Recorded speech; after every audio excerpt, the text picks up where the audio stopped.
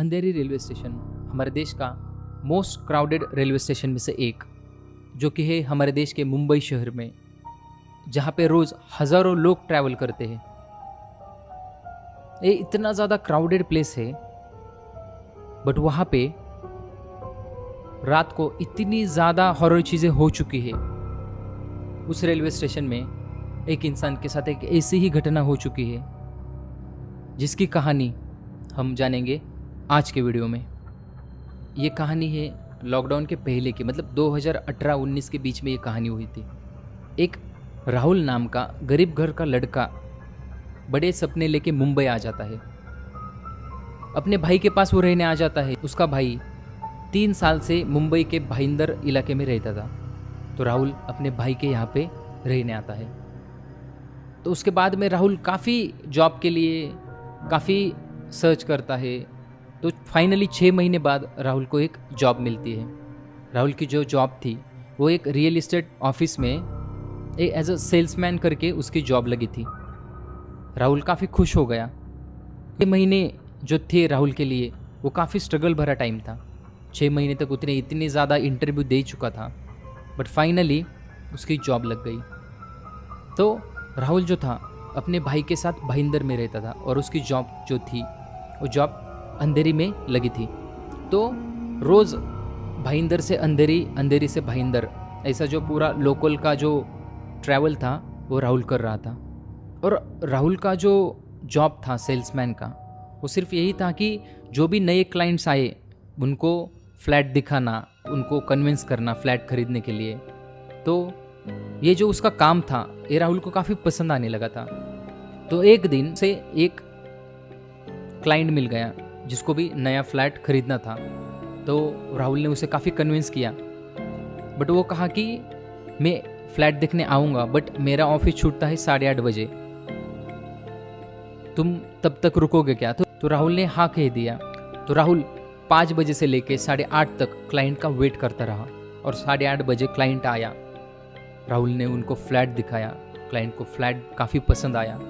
तो उसके बाद में जो क्लाइंट्स था उन्होंने कहा कि आगे की जो बातचीत रहेगी हम सैटरडे को करेंगे, जब मुझे वीक ऑफ मिलेगा तब हम सैटरडे को बाकी जो आगे EMI प्रोसेस या जो भी डाउन पेमेंट या नेगोशिएशन जो भी रहेगा वो सैटरडे को करते हैं। राहुल काफ़ी खुश हो गया क्योंकि ये उसका पहला क्लाइंट था। उसके बाद में राहुल ने जब टाइम देखा तो रात के 9:30 बज चुके थे। और गाइज 6 से लेके रात के 11 बजे तक जो अंधेरी रेलवे स्टेशन है वहाँ पे इतनी ज़्यादा भीड़ होती है, लोगों का चलना तो छोड़ो, वहाँ पे खड़े रहने की भी जगह नहीं होती है।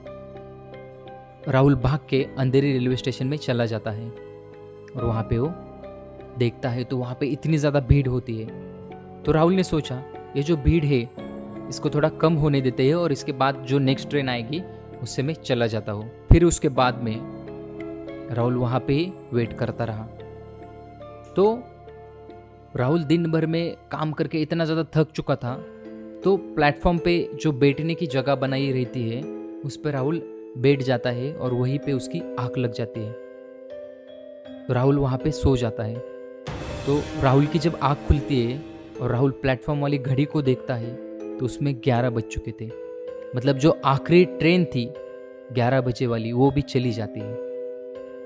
अभी गाइज यहाँ पे राहुल जो था वो एक काफ़ी गरीब घर से था, और अभी नया जॉब लग चुका था उसे। तो उसके पास उतने पैसे भी नहीं थे कि वो वहाँ से वो टैक्सी कर ले या कोई कैब करके अपने घर चला जाए। तो राहुल ने सोचा कि जो मॉर्निंग वाली जो पहली ट्रेन रहेगी जो 4 बजे थी, मैं तब तक वेट कर लूँगा और ट्रेन से ही चला जाऊँगा। राहुल उसके बाद में प्लेटफॉर्म पर ही बैठता है, काफ़ी टाइम फ़ोन चलाता है। 1-2 घंटे फ़ोन चलाने के बाद राहुल की जो फ़ोन की बैटरी थी वो भी काफ़ी कम हो चुकी थी, और तब 12:30 बज चुके थे। तो राहुल ने सोचा कि ये जो 3-3.5 घंटे है मैं सो लेता हूँ, ताकि सुबह 4 बजे की जो लोकल रहेगी उससे चला जाके 8-9 बजे तक सोऊंगा, उसके बाद में फिर रिटर्न ऑफिस आना है। तो राहुल वहीं पे ही सो जाता है, और पूरा जो अंधेरी रेलवे स्टेशन था वो पूरा खाली हो चुका था। वहाँ पे राहुल सो जाता है। जैसे ही राहुल की आँख लग जाती है तब 15 मिनट बाद राहुल को कुछ आवाज़ें सुनाई देती हैं। तो राहुल ने जब उठ के देखा तो उसके वहाँ पे जो जहाँ पे वो सो रहा था उसके साइड में जो बैठने वाली जगह थी वहाँ पे 3 लोग बैठे थे और वो एक दूसरे से बातें कर रहे थे। तो राहुल को लगा रहेगा ये भी शायद मेरे ही तरह मॉर्निंग वाली जो लोकल रहेगी 4 बजे वाली उसका वेट करते रहेंगे। तो राहुल उसके बाद में फिर से सो जाता है। बट कुछ टाइम बाद राहुल को अचानक से रोने की आवाज़ आती है। राहुल जब उठ के देखता है तो वो जो 3 लोग जो उसके साइड वाले जो बैठने की जगह थी वहाँ पे बैठे थे वो तीनों लोग रो रहे थे। राहुल को अचानक से समझ में नहीं आया कि ये लोग अचानक से रो क्यों रहे हैं। और राहुल जो था वो मुंबई में नया था तो उसमें इतनी भी हिम्मत नहीं थी कि उनको जाके वो पूछे। तो राहुल के दिमाग में इतने ज़्यादा ख्याल आ चुके थे। तभी अचानक से वो तीनों ने भी राहुल की तरफ देखा और उसको कहा, तू भी हमारे साथ आ ही रहा है ना। राहुल को कुछ समझा नहीं कि ये लोग क्या कह रहे हैं। राहुल की जो पूरी बॉडी थी उस पे पूरे रोंगटे खड़े हो गए। राहुल इतना ज्यादा डर गया और वो लाइन थी कि तू भी हमारे साथ आ रहा है ना, तू भी हमारे साथ मरने आ रहा है ना। ये सुन के राहुल इतना ज्यादा घबरा गया। राहुल को समझ में ही नहीं आ रहा है कि ये लोग कौन है। राहुल वहां से उठता है और जो लास्ट वाला जो बैठने की जगह थी पूरे प्लेटफॉर्म की लास्ट में वहां पे जाके वो सो जाता है। एकदम जो साइड में वो लोग बैठे थे उसके ही अपोजिट साइड मुंह करके वो सो जाता है। राहुल के मन में अलग अलग सवाल आने लगे। तो राहुल बहुत कोशिश कर रहा था सोने की, डर के मारे उसे कुछ समझ नहीं आ रहा था। तो कुछ समय बाद राहुल को ऐसा फील हुआ कि उसके पैर को कुछ तो लगा। तो राहुल ने उठ के जब देखा तो वही 3 लोग उसके पैर के पास नीचे बैठे थे और उसे कह रहे थे कि तू भी हमारे साथ आ रहा है ना, तू भी हमारे साथ मरने आ रहा है ना, हम तुझे कुछ नहीं करेंगे, बट ये बता तू भी हमारे साथ आ रहा है ना। ये सुन के राहुल इतना ज़्यादा घबरा जाता है और वहाँ से भाग के जो स्टेयरकेस रहती है वहाँ पे चढ़ जाता है और पीछे मुड़ के देखता है तो वो 3 लोग भी राहुल के पीछे भाग रहे थे। तो राहुल को कुछ भी समझ में नहीं आ रहा था। उसके बाद में राहुल प्लेटफॉर्म छोड़ के जो टिकट काउंटर था वहाँ पे जाता है तो देखता है टिकट काउंटर पे एक भी इंसान नहीं था। तो राहुल को कुछ समझ में नहीं आ रहा था कि अभी मैं जाऊँ कहाँ पे। मेरा फ़ोन जो कि ऑलरेडी डेड हो चुका है, मैं किसको कॉल करूँ, अपने भाई को बुलाऊँ या अपने कलीग्स को बुलाऊँ जिनके साथ मैं काम करता हूँ। बट वहाँ पे एक इंसान भी नहीं था जो राहुल की मदद कर सके। और राहुल जब टिकट काउंटर के पीछे जाके देखता है कि शायद कोई तो सो रहा रहेगा, और जब वो वहाँ उसे कोई भी नहीं दिखता तो वो जब पीछे मुड़ के देखता है तो उसे वो 3 ही लोग फिर से दिखते हैं। और वहाँ पे राहुल इतना ज़्यादा घबरा जाता है और वहाँ पे ही बेहोश होके गिर जाता है। जब राहुल की आंख खुल जाती है तो राहुल देखता है कि एक जो सफाई करने वाले जो वर्कर्स थे उसमें से एक हाथ में झाड़ू लेके उसको उठा रहा है कि क्या हुआ बेटा तुझे। तो उसने अंकल की तरफ देखा तो राहुल ने अंकल को पूछा कि टाइम क्या हुआ है। अंकल ने जब उसे बताया कि अभी 4 बजने को सिर्फ 10 मिनट बाकी है, तब राहुल को ये लगा ये शायद एक सपना ही होगा।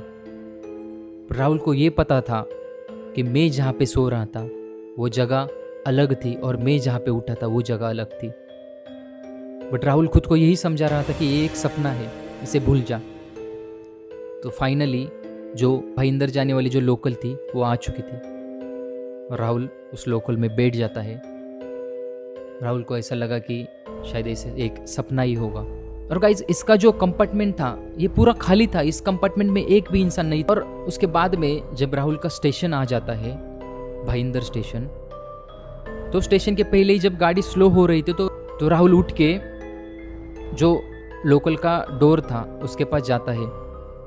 तो अचानक से उसे पीछे से एक आवाज़ आती है। ऐसा लग रहा था कि राहुल को कोई तो पुकार रहा है। राहुल पीछे मुड़ के जब देखता है तब उसे वही 3 लोग फिर से दिखाई देते हैं और वो 3 लोग राहुल को एक ही सवाल पूछते हैं, मैं तुझे आखिरी बार पूछ रहा हूँ, तो हमारे साथ आ रहा है ना? तो राहुल तुरंत जो ट्रेन जो धीरे धीरे चल रही थी वहाँ से उतर जाता है और भाग के अपने घर चला जाता है। राहुल जब अपने घर का बेल बजाता है, जब उसका भाई दरवाज़ा खोलता है तो भाग के अंदर जाता है। उसके भाई को पता ही नहीं चला कि क्या हुआ। भाई ने उसे पूछा, तुझे इतना लेट कैसे हुआ आज आने को? तो जो पूरी कहानी हुई थी राहुल के साथ, वो अपने भाई जिसका नाम था मयंक, उसे पूरी कहानी बता देता है। मयंक को भी समझ नहीं आता है कि ये ऐसा कैसे हो सकता है। अंधेरी रेलवे स्टेशन जहाँ पे रोज हजारों लोग ट्रैवल करते हैं, इतना ज़्यादा क्राउडेड वो रेलवे स्टेशन है, वहाँ पे ऐसी घटना कैसे हो सकती है? मयंक था राहुल से यही कहता है कि टेंशन मत ले, अपन सुबह इस चीज़ पे बात करते हैं, अभी तो फिलहाल के लिए सो जा। तो जब सुबह होती है 8 साढ़े 8 के करीबन, जब राहुल उठ जाता है, तब राहुल का जो भाई था मयंक, वो अपने गांव कॉल करता है। और जब वो अपने मम्मी से बात करता है तो मम्मी कहती है कि हाँ, तो शायद उसे भूत लगा होगा। इसका यही मतलब है कि बहुत सारे हम ऐसी जगह पे जाते हैं जहाँ पे कई सारे आत्माएं होते हैं, तो मे भी ऐसी आत्मा से, या ऐसी आत्मा उसको दिखी होगी, या ऐसी आत्मा उसके पीछे पड़ी रहेगी। उसके मम्मी ने उसे स्ट्रिक्टली कहा था कि वहाँ के पास के मंदिर में जाओ और पुजारी को मिल और उनको ये पूरी कहानी बता, वो तुझे कुछ ना कुछ हाथ में पहनने के लिए देंगे। तो पास में जो भाईंदर में जो मंदिर था, वहाँ पे दोनों भाई चले जाते हैं और जो वहाँ के जो पंडित जी थे उनको पूरी कहानी बता देते हैं। तो पंडित जी बोलते हैं कि जो अंधेरी रेलवे स्टेशन है वहाँ पे कई सारी घटना हो चुकी हैं। बहुत सारे लोगों का ये मानना है कि वहाँ पे उनको भी कई सारे आत्माएं, कई सारे लड़के, कई सारी औरतें दिख चुकी हैं। पंडित जी थे वो राहुल को एक हाथ में बांधने के लिए एक धागा देते हैं। बट जो राहुल का भाई था मयंक, उसके मन में कई सारे सवाल आने लगे थे कि एक ऐसी जगह जहाँ पे रोज हजारों लोग ट्रैवल कर रहे हैं, वहाँ पे ऐसे कैसे हो सकता है? तो उसे अचानक से याद आया कि उसका एक दोस्त था करण, जो कि एक टेक्नीशियन था। रेलवे के स्टेशन थे, वहाँ पे करण ने कई बार काम किया है। मयंक और राहुल दोनों भी करण को मिलने जाते हैं। तब करण को पूरी कहानी बताती तो करण कहता है कि जो अंधेरी रेलवे स्टेशन है या पूरे मुंबई में हर साल 2000 से ज़्यादा लोगों की मौत हो जाती है ट्रेन में से गिरने की वजह से। यहाँ पे लोग ट्रेन के चढ़ते टाइम या लोगों को खड़े रहने को जगह नहीं मिलती, तो कितने सारे लोगों की एक साल में 2000 से ज़्यादा लोग वहाँ पे मरते हैं और ना उनकी फैमिली को पता चल जाता है, ना ही किसी को। तो ऐसे कई सारे लोगों की आत्मा स्टेशन है वहाँ पे घूमती है।